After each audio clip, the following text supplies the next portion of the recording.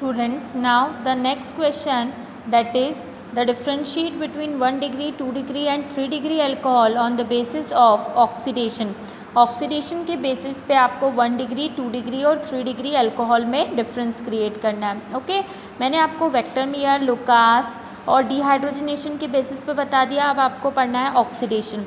Oxidation के basis पे इनमें डिफरेंस क्रिएट करना है. तो 1 डिग्री अल्कोहल का ऑक्सीडेशन देखना है, फिर 2 डिग्री का, फिर 3 डिग्री का.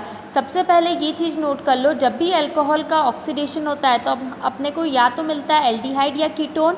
After that further oxidation is if proceed then we get acid, that is carboxylic acid. तो अल्कोहल के ऑक्सीडेशन से एल्डिहाइड या कीटोन और कीटोन या एल्डिहाइड के ऑक्सीडेशन से कार्बोक्सिलिक एसिड. प्राइमरी अल्कोहल का ऑक्सीडेशन यदि होगा किसके साथ, पोटेशियम डाइक्रोमेट के साथ, K2Cr2O7 के साथ एसिडिक मीडियम में, तो अपने को एल्डिहाइड मिलेगा. जिसका फर्दर यदि ऑक्सीडेशन होगा तो अपने को क्या मिलेगा, कार्बोक्सिलिक एसिड. और दोनों में कार्बन का नंबर क्या होगा, सेम. देखो ये क्या है आपका प्राइमरी अल्कोहल RCH2OH. यहाँ पे OH जिस कार्बन से जुड़ा है वो एक कार्बन से जुड़ा है, that is primary alcohol. Primary alcohol का यदि ऑक्सीडेशन हुआ तो ऑक्सीजन का यहाँ पे क्या हुआ, एडिशन. ऑक्सीजन का एडिशन हुआ और H2O क्या हो गया यहाँ से रिमूव. तो RCH और ये O, RCHO that is aldehyde. तो प्राइमरी अल्कोहल के ऑक्सीडेशन से पहले अपने को एल्डिहाइड मिला. अब ये ऑक्सीजन डायरेक्ट यहाँ पे लग जाएगा तो RCHO तो है, एक और आ गया तो RCOOH that is carboxylic acid. तो प्राइमरी अल्कोहल के ऑक्सीडेशन से पहले मिलेगा एल्डिहाइड और एल्डिहाइड के ऑक्सीडेशन से मिलेगा carboxylic acid. Okay, now come to the secondary alcohol. Secondary alcohol का ऑक्सीडेशन यदि होगा तो सेकेंडरी अल्कोहल ऑक्सीडाइज होके कीटोन में कन्वर्ट होगा, लेकिन किसकी प्रेजेंस में, CrO3 की प्रेजेंस में. ठीक है, फिर जो कीटोन होगा उसमें यहाँ पे अपन कीटोन को देख के बोल सकते हैं कि उसका क्लास जो है वो अल्कोहल जैसा है, दैट इज़ अपन बोल सकते हैं same number of carbon atom. यहाँ पे अल्कोहल में कितने कार्बन है, 1, 2 एंड 3, और कीटोन में भी कितने कार्बन है, 1, 2 एंड 3. अब अल्कोहल के ऑक्सीडेशन से अपने को मिला कीटोन. अब कीटोन का यदि फिर से ऑक्सीडेशन होगा तो क्या मिलेगा, कार्बोक्सिलिक एसिड, लेकिन lower carboxylic acid, that is एक कार्बन का यहाँ पे क्या हो जाएगा, लॉस. यहाँ पे 3 कार्बन यदि है, यहाँ पे भी कितने कार्बन है, 3 कार्बन, तो यहाँ पे आपके देखो कितने कार्बन रह गए, 2 कार्बन, तो लोअर कार्बोक्सिलिक एसिड. ये मैंने लिया है 2 डिग्री अल्कोहल. ये कार्बन 2 कार्बन से जुड़ा हुआ है, ये फंक्शनल ग्रुप से जुड़ा कार्बन 2 कार्बन से जुड़ा है, तो 2 डिग्री. और कार्बन के 4 बॉन्ड 1, 2, 3 और एक ये 4, उसका यदि ऑक्सीडेशन होता है तो ये H और ये O, H2O का रिमूव हो गया यहाँ पे, और किसका फॉर्मेशन हो गया, कीटोन. तो मीथेन, इथेन, प्रोप, 3 कार्बन है तो प्रोप, और यहाँ पे प्रोप सेकेंड पोजीशन पे, तो प्रोपेन 2 ऑन भी डाल सकते हो या प्रोपेनॉन भी डाल सकते हो. जब उसका ऑक्सीडेशन यदि होगा, प्रोपेनॉन का फर्दर ऑक्सीडेशन होगा तो क्या मिलेगा अपने को, ओइक एसिड, कार्बोक्सिलिक एसिड. अब कार्बोक्सिलिक एसिड में एक कार्बन यहाँ पे क्या हो जाएगा, कम, दैट इज़ ये यहाँ से ये वाला पार्ट हटेगा, कौन सा, CH3 वाला. तो CH3 वाला पार्ट रिमूव हुआ तो O, यहाँ से एक O आ रहा है तो O और एक यहाँ से H ले रहे, तो भी अभी अपने पास CH2 बचा है ना. CH2 यहाँ पे CH3 है, एक H में यदि यहीं पे छोड़ दूँ तो CH2 बचा है अपने पास, तो CH2 और O यहाँ पे आ गया. और जो यहाँ से एक H अपन ने CH3 का बोला था तो CH3CO और यहाँ पे OH हो गया. अब जो CH2 बचा है उसको HCH करके और अपन ऑक्सीडेशन कर रहे हैं तो वापस अपन नंबर ऑफ ऑक्सीजन मॉलिक्यूल को ऐड कर सकते हैं. तो इसमें 2 मेंबर मिलेंगे कार्बोक्सिलिक एसिड के, लेकिन दोनों लोअर होंगे. इसके एक के पास 2 कार्बन होंगे और दूसरे के पास 1 carbon, only functional group carbon. ठीक है, अब 3 डिग्री अल्कोहल के केस में क्या होगा, ऑक्सीडेशन होगा एसिडिक कंडीशन में. तो सबसे पहले टर्शरी अल्कोहल का डिहाइड्रेशन होगा और वो किस में कन्वर्ट होगा, एल्कीन. ये चीज़ ध्यान रखना, सबसे पहले टर्शरी अल्कोहल यहाँ पे एल्कीन में कन्वर्ट होगा, फिर एल्कीन से कीटोन और कीटोन से ओइक एसिड.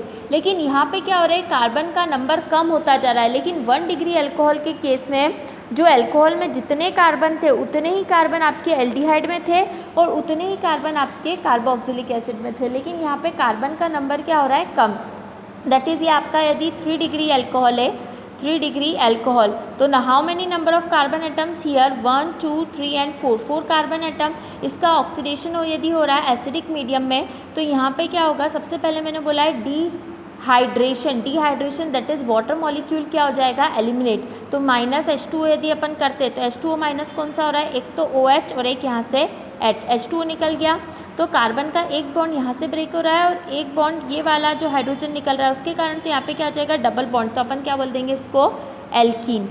ठीक, ये एल्कीन बन गया। इसका फर्दर ऑक्सीडेशन यदि होता है एल्कीन से तो अपने को मिलता है ऑन, कीटोन बोल सकते हैं, वही प्रोपेनॉन बोल सकते हैं इसको, यहाँ पे अपन ने प्रोपेनॉन। ठीक, प्रोपेनॉन बन जाएगा। फर्दर इसका ऑक्सीडेशन यदि होगा, यहाँ पे भी कितने कार्बन है, 1 2 एंड 3।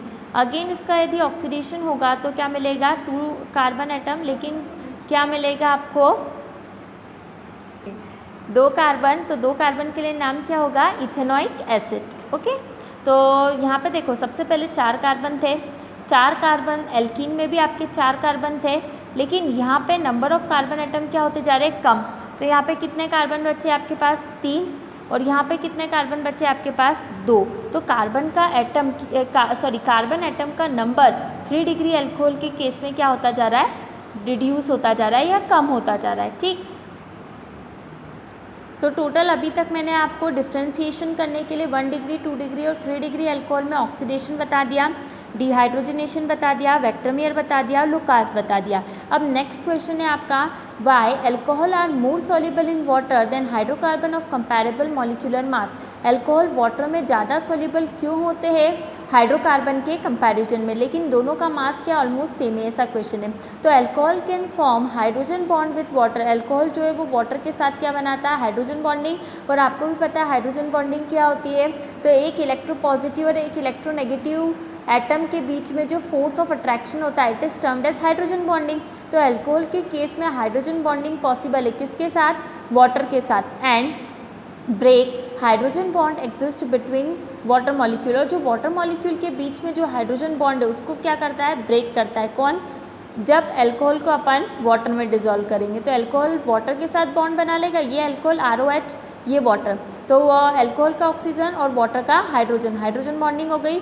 देन वाटर का ऑक्सीजन और फिर से वाटर का हाइड्रोजन, हाइड्रोजन बॉन्डिंग हो गई। तो इस टाइप से आपकी चेन चलेगी, तो जिसमें अल्कोहल भी क्या हो गया, इंटरप्ट हो गया। अब चूँकि अल्कोहल वाटर के साथ हाइड्रोजन बॉन्डिंग बना रहा है, इसीलिए अब ये वाटर में क्या हो जाएगा, सॉल्यूबल हो जाएगा। ऑन दी अदर हैंड यदि मैंने कोई हाइड्रोकार्बन ले लिया लाइक मीथेन, तो मीथेन में क्या है, कार्बन और हाइड्रोजन, कोई इलेक्ट्रोनेगेटिव एटम नहीं है, लाइक ना तो ऑक्सीजन है, ना सल्फर है, ना नाइट्रोजन है, ना फ्लोरीन है। तो इस टाइप के इलेक्ट्रोनेगेटिव एटम आपके पास पॉसिबल नहीं है हाइड्रोकार्बन के केस में, इसीलिए उनकी हाइड्रोजन बॉन्डिंग वाटर के साथ पॉसिबल नहीं है। और यदि हाइड्रोजन बॉन्डिंग पॉसिबल नहीं है तो वो वाटर में सॉल्युबल नहीं होंगे। Okay, now next one is boiling point of alcohol is higher than alkane. Alcohol का बॉइलिंग पॉइंट एल्केन से ज़्यादा क्यों होता है, तो बॉइलिंग पॉइंट अल्कोहल का ज़्यादा होता है एल्केन से, क्यों, क्योंकि हाइड्रोजन बॉन्डिंग के कारण। मैंने आपको वैसे आपको 11th में भी बताया था कि जब भी हाइड्रोजन बॉन्डिंग किसी मॉलिक्यूल में एग्जिस्ट करती है तो उसका मेल्टिंग और बॉइलिंग पॉइंट बढ़ जाता है। अब चूँकि अल्कोहल के केस में हाइड्रोजन बॉन्डिंग पॉसिबल है, अल्कोहल की यदि मैं हाइड्रोजन बॉन्डिंग बताना चाहूँगी तो कैसे आपको रिप्रेजेंट करूँगी, लाइक दैट। ठीक है, स्टेप से मैं बता सकती हूँ हाइड्रोजन बॉन्डिंग अल्कोहल के केस में।